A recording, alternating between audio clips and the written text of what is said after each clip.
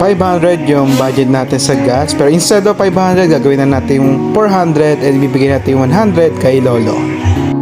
Dito guys, kala ni Lolo ay hindi ko na siya bibigyan. Pero inintay ko lang yung sukling 100 para maiabot sa kanya. Dito guys, makikita nyo sobrang genuine saya ni Lolo nung kahit sa maliit na halaga. No? Ako naman naalala ko yung lolo ko na nasa langit na, talagang namimiss natin yung mga lolo natin kumbaga. Kasi yan yung kahit minsan makulit tayo ng bata pero ipinagtatanggol tayo, di ba?